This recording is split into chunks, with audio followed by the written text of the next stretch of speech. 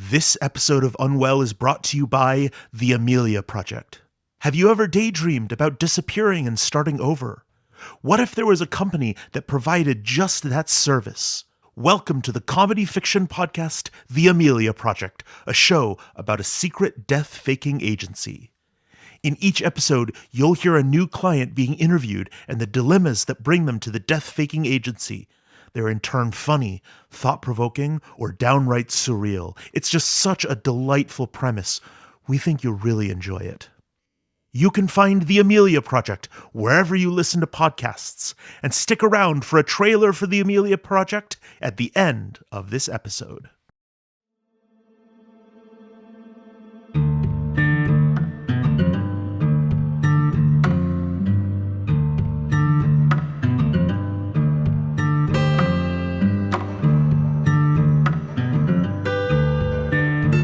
Welcome to the Unwell Halloween special.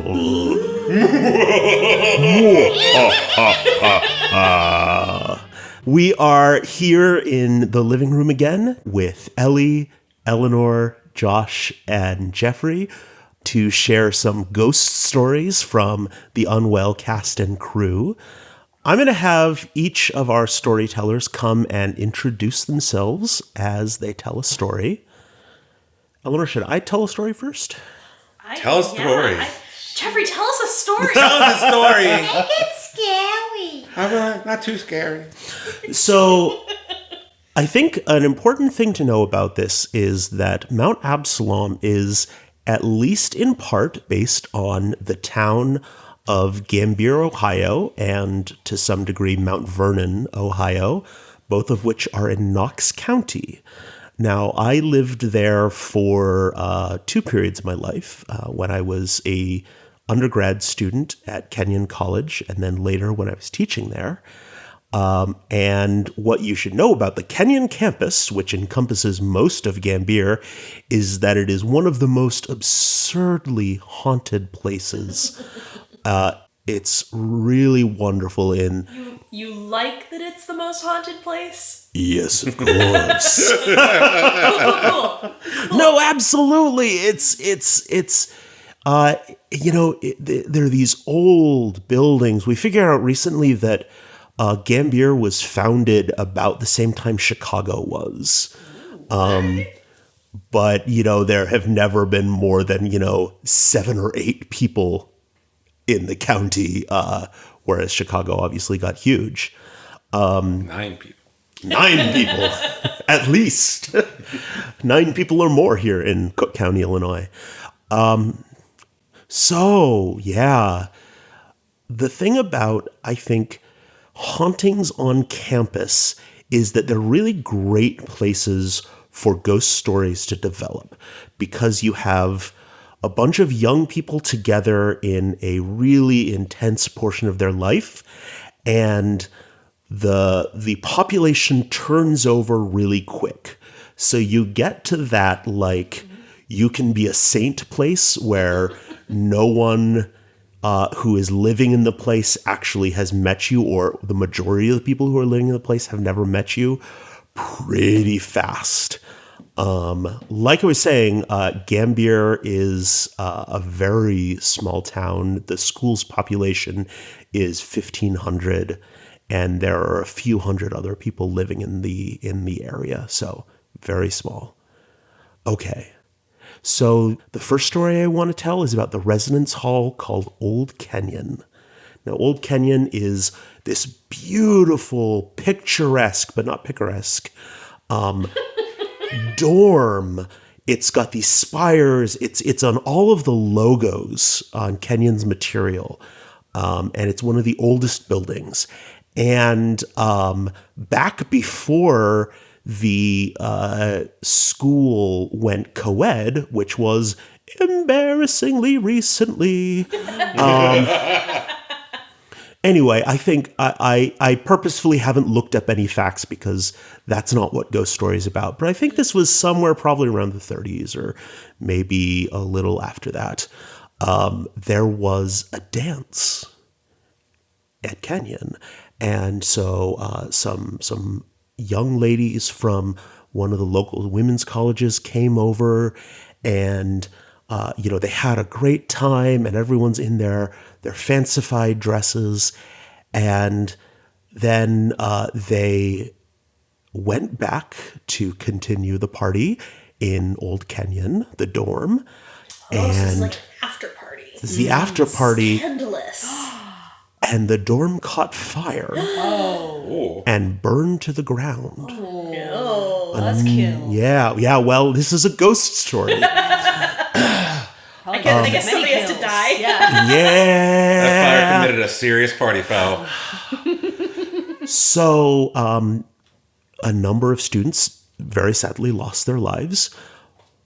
But this was the iconic building for Kenyon. So, of course, they rebuilt it. They dug out the plans, the architectural drawings, and they rebuilt it exactly as it had been. Simon says Old Kenyon.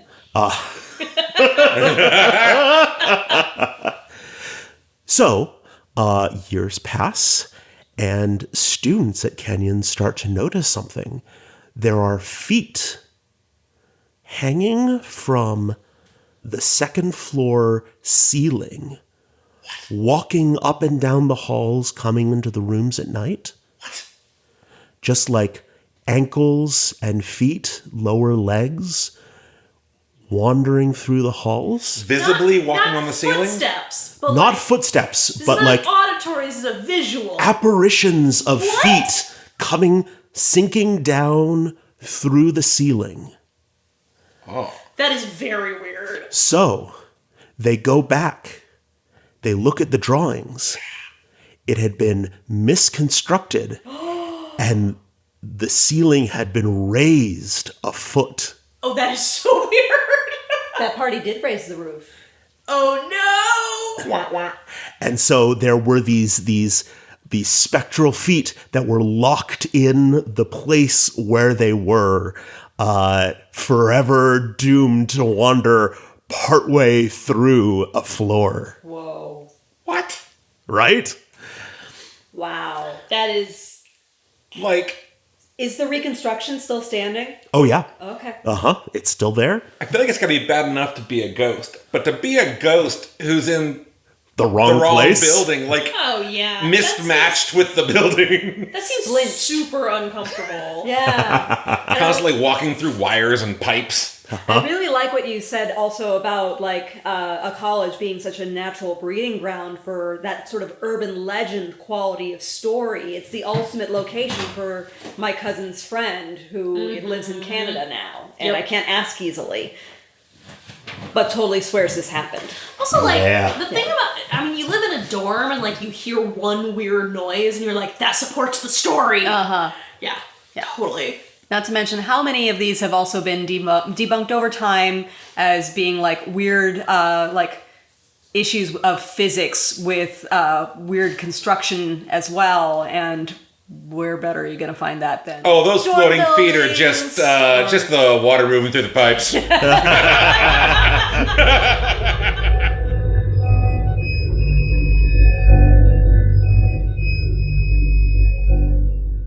My ghost story that I was going to tell also happened to me in college. Is a college story, but it's one that happened to me. Partly a when you work in the theater, weird things happen story, and also a like sometimes history is a little too present kind of story. So when I was in college, I took a junior year abroad. And I went and I lived in Cape Town, South Africa, which was amazing. It was an incredible experience. And while I was there, I was studying in the theater department, among other things. And I was, because of the way that theater department is structured at the University of Cape Town, they don't have a lot of people who are interested in like technical theater. And so I ended up stage managing a show because I was one of the few students who had like ever done that before. And I ended up and I think they were really excited to have me stage manage this show because I am an American, and it was an American play. And so they were like, this is great. We can all listen to her accent and it'll be really helpful, which was kind of hilarious. But it was an American play about slavery.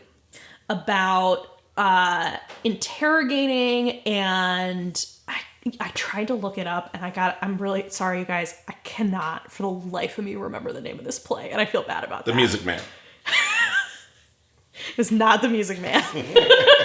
But it was a play. It was a play about contemporary Black women confronting the legacy of stereotypes that come out of slavery narratives, and like what, how you handle those things. And so, first of all, I was the only American in the room for this play that was like all about like American racial history. And secondly, I was the only white person in the room. So like everyone else working on this show, the director, all of the actors, like everyone else was Black South African, which was an incredible experience, to be frank. It was fascinating, and I learned a lot from it. Okay, so we're working on this play. It's really interesting. I really like this team.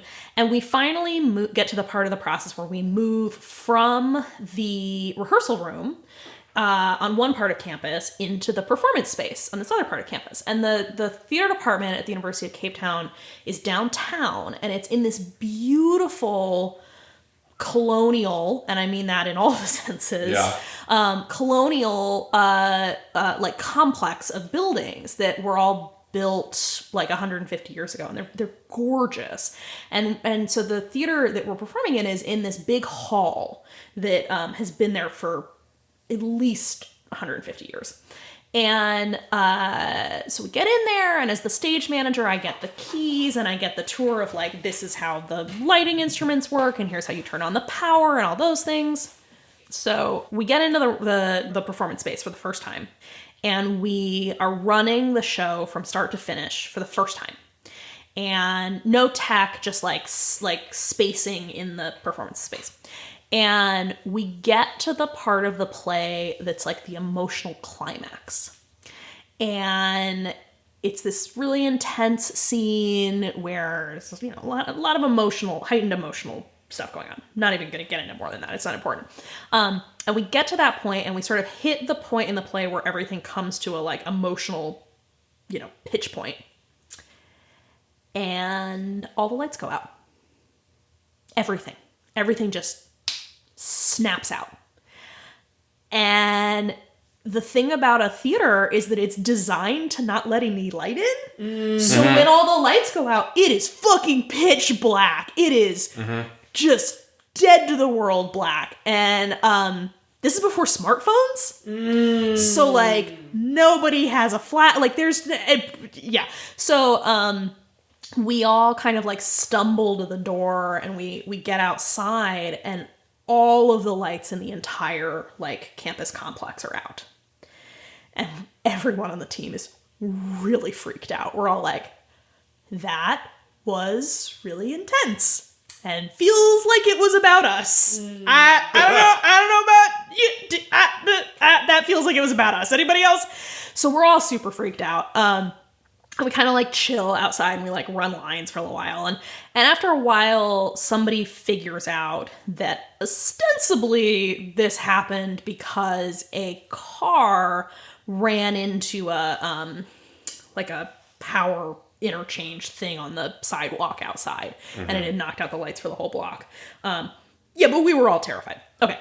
So that happens. And then, maybe like a week later, I come into the theater, and as the stage manager, you always show up before everybody else. And so I show up in the theater, and I'm kind of like getting everything set up. I come into the, big empty space, which is like, I don't know, as a theater professional, I always found that standing in empty theaters is like a really really cool and intense feeling. Yes. That it's like, this is a place with a lot of like power somehow, where like cool, like all this stuff happens, and when it's empty and it's just you, it's just, I don't know, there's a lot of, It's like being in a sanctuary. yeah, there's like, yes, it is. It's like being in a church all by yourself. Like, Yeah, there's also a way in which, I don't know, I have definitely sat in especially empty theaters where there's nothing on the stage, and like, you kind of can't help but imagine the like 10,000 things that have happened on the stage, especially a very old theater. Yeah. Like totally. just how many different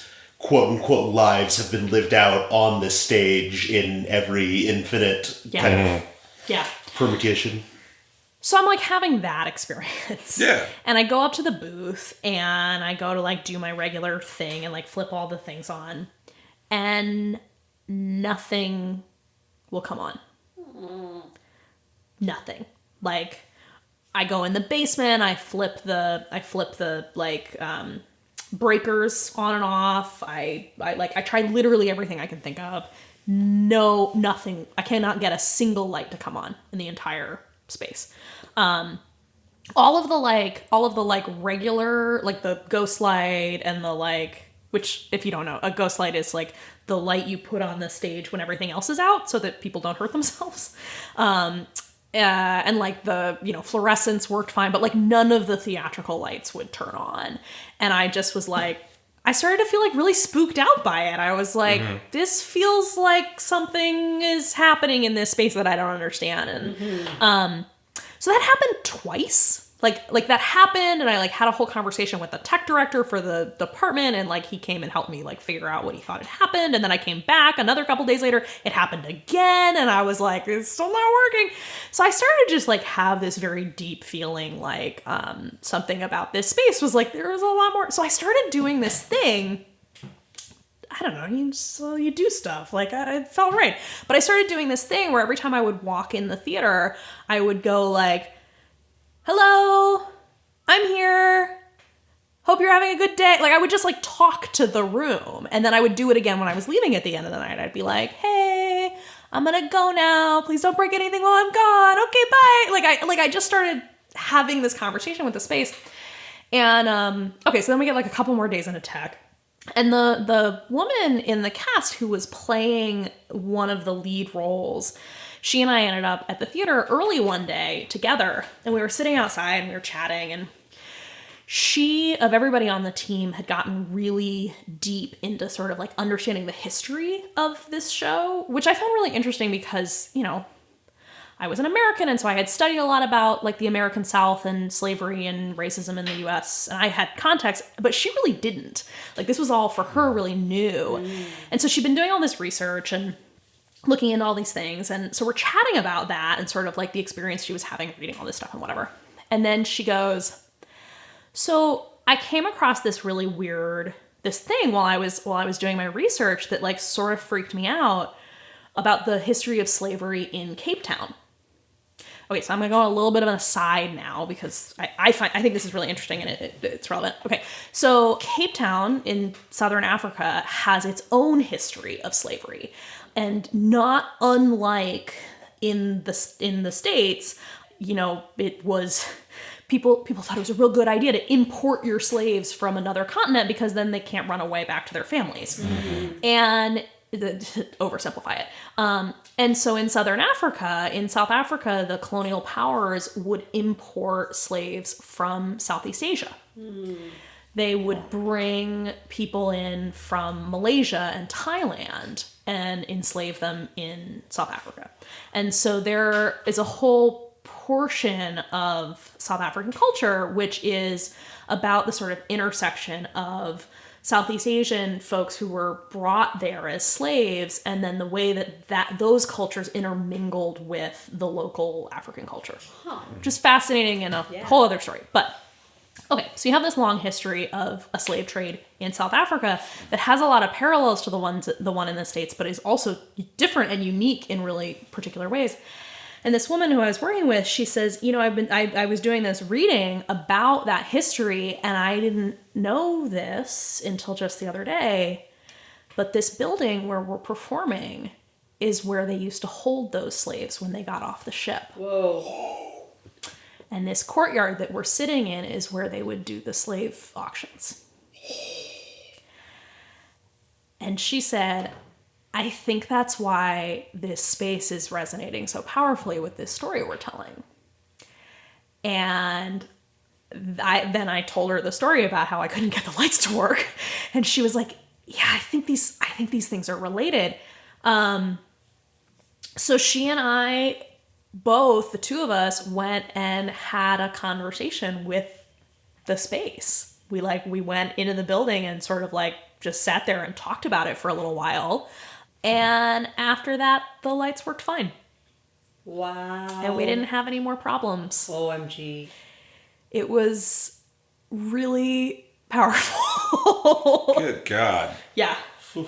Just to discover that's the space you're in, and you've been in it and Yeah. not at all aware, and then Yep. suddenly, oh my God. Yeah, Yeah. that's absolutely the context of a scary movie. Yeah. But yours had a much better ending.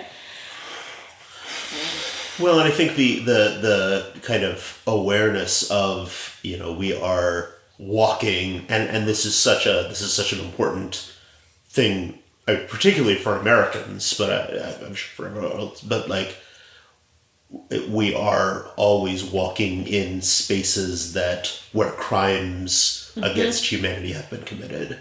Yeah. And there is such an importance of that awareness.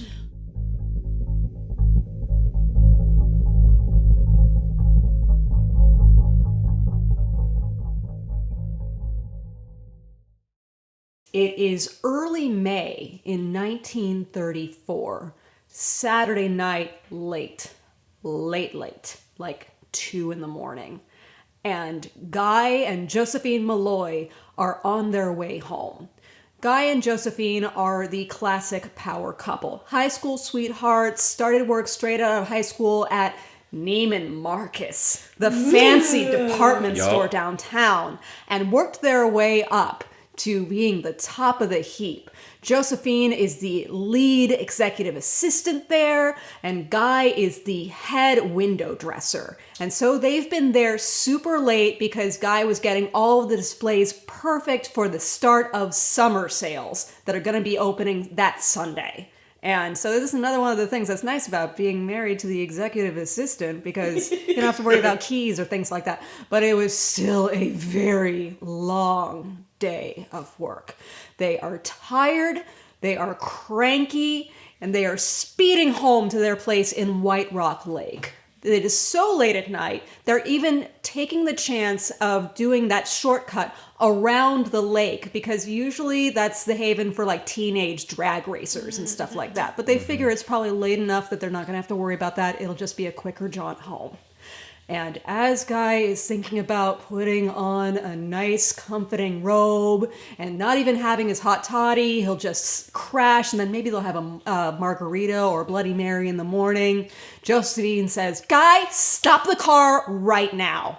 Uh-oh. Now, I said that they were high school sweethearts. That means that they have been together since high school. Mm-hmm. They're not young anymore. They've worked their way up through Neiman Marcus. They are the older side. They're in their late 40s, so they know how to fight. Guy also knows when not to fight. There's been many a time when Josephine has said to him, "I didn't spend all day saying, 'Yes, Mr. Neiman,' just so I could come home and say, 'Yes, Mr. Malloy.'" Yeah, that's right.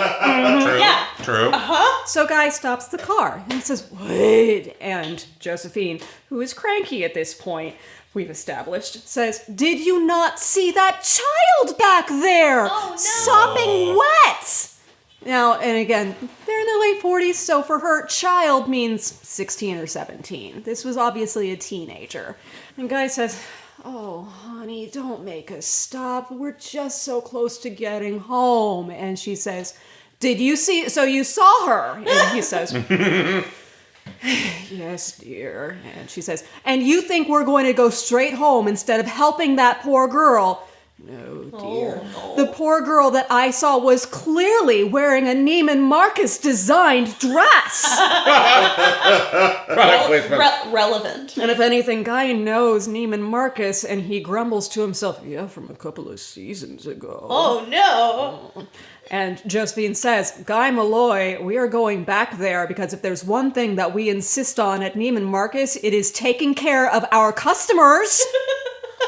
At 3 in the morning. He drives back, and sure enough, there's this poor little waif, and she's got soaking wet hair, and she's got a soaking dress, and she just looks kind of lost and really grateful that they stopped. And she says, "Hello, ma'am." And Josephine says, "Oh, hello, dear. What are you doing out here so late?" And she said, "Oh, ma'am, if you could help me, I'd really appreciate it. I was out with some friends and we were boating and the boat capsized and my friends are all safe and fine, but I still have to get home." And Josephine says, "Oh, of course, honey, we'll make sure you get home." And she says, "Thank you, ma'am. I live over in Oak Lawn." And Guy says, "That's across town." And Josephine says, "We will make sure you get home." And she says, "Thank you very much, ma'am. I'll just crawl in the back. I don't want to get anything wet on your nice upholstery." And sure enough, they let her in, and she scoots in the back, and they don't say anything else for the rest of the drive because obviously Guy is not in the mood for small talk. He was so close to his bedding gown. And Josephine, well, she tries, but after a while, it's pretty clear that the poor thing is kind of shaken up. Maybe she's in shock. They haven't invented shock yet. It's the 1930s. That's probably what's happening. Yeah. So they're just going to get her home. And they're at the main intersection leading into the Oak Lawn neighborhood. And Josephine turns around to say, "Now, can you just direct us from here?" Guy, she's gone. And Guy says, "What do you mean she's..." Oh no.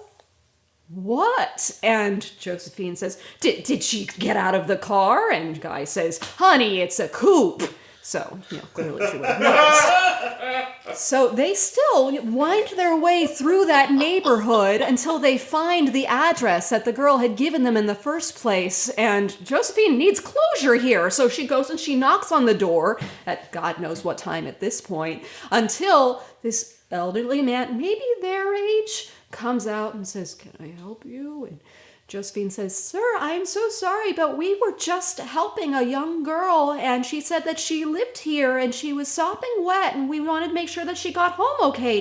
Did she come up on you?" And he says, "That's impossible. My daughter died 2 years ago. Yeah, she drowned in White Rock Lake. Yeah, she did. Tonight would have been her prom night."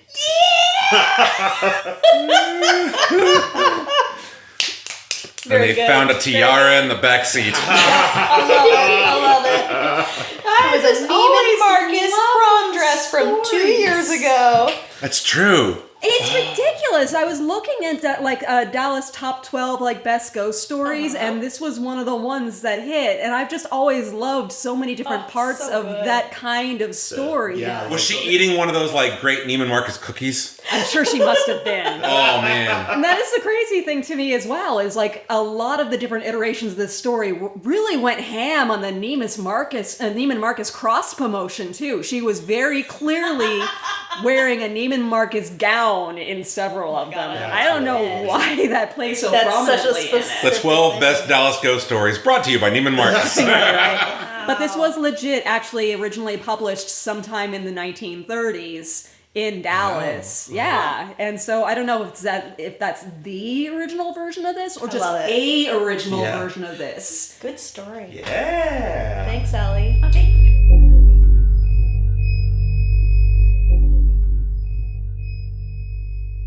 So one of the other things that you should know about Knox County, on which Lodge County, aka the seat of Mount Absalom, is partially based, is that the tallest building in Knox County is Caples Hall. Caples is 9 stories tall. I lived on the 3rd floor, I believe, my sophomore year. It was lovely. It's a little bit of that kind of 70s architectural brutalism. It's got one big elevator going up and down the center. So the story goes, sometime in the 80s, maybe, there was a student, comes home from partying. He's just broken up with his girlfriend, who lives on the 7th floor. So he gets in the elevator, he goes up. Caples elevator is very slow. The lights don't work great. They kind of flicker, even now. And it lurches to a halt at the 7th floor. He gets out. He goes and pounds on her door. It's 2 a.m. She's just broken up with him. She doesn't want to hear from him. No. She ignores him. You hear the elevator buzz in the back. He pounds on the door again. She says, go away. And he throws up his hands, goes back to the elevator and presses the button. But the Caples elevator is very slow. And he's very drunk. Oh, no. And he gets impatient. Like you do. And so he pries open the door. Uh-oh. And steps into the elevator shaft. Oh, no. And falls 7, 6, 5, 4, 3, 2, 1 to the floor of Caples. As I understand it, stories say that he passes away on the ambulance ride, but clearly the emotional impact is here in Caples. So now this story was told to me by Dan Turner, who I was very sad to hear passed a number of years ago. Dan was the head of security while I was a student at Kenyon, and led an amazing ghost tour every year, at least every year that I was there. And I went every year. It was incredible. He knew all the stories and he knew just how to tell them. So I really just try to follow in his footsteps here. So he was there on campus during the summer. Now, summers in Gambier, I've been there once, and they are very strange. It is empty. There are, again, we have a few students who are doing summer research. Sometimes there are, a few writers or other people who are there working, coming there for a quiet place to work, but it is empty. So Dan, as head of security, is going around the campus and gets a call and says, hey, I think some kids have broken into Caples. There are lights on. And that building has been locked up. No one stays in Caples over the summer. There are much nicer historic dorms for that. So he goes and room 711, its light is on. And so he goes up and he turns it out. And it comes back down, goes outside, and the light's on again. And so he goes back and says, okay, well, I guess I didn't secure it. And so he locks the door again, goes up, turns the light off, comes down, and then he gets a call from the switchboard. They said, hey, what's going on with the phones? He says, what do you mean? This person on the switchboard says, we just had one ring in room 711 and one ring in 611 and one in 511, 411, 311, Wow. 211, first floor. No. And he looks back up and room 711's light is back on. And that light burned all night. And he just left. Smart person. Yep, that's the right answer at that point. Yep. Sometimes the answer is nope. Yeah. There were stories about water taps going on when no one was there. And maybe that's just faulty plumbing, but maybe not.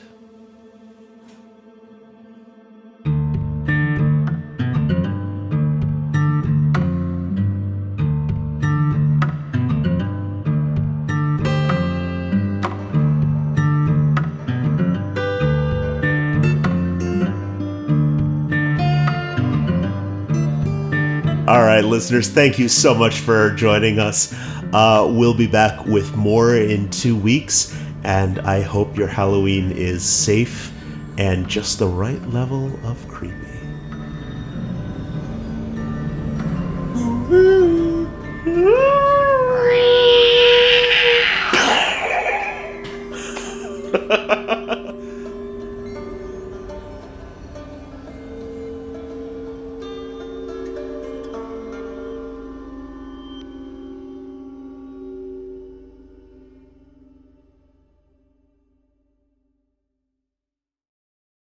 The Fable and Folly Network, where fiction producers flourish.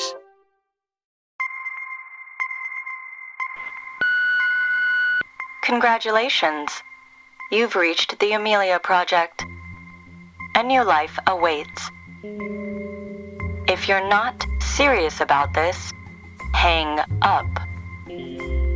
If you continue, there's no way back. Leave your message after the beep.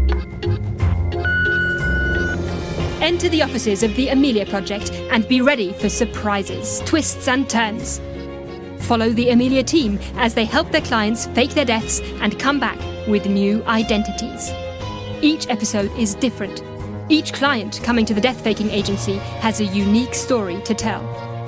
If death and disappearances, comedy and crime, mystery and magic sounds like your cup of cocoa, The Amelia Project is the podcast for you.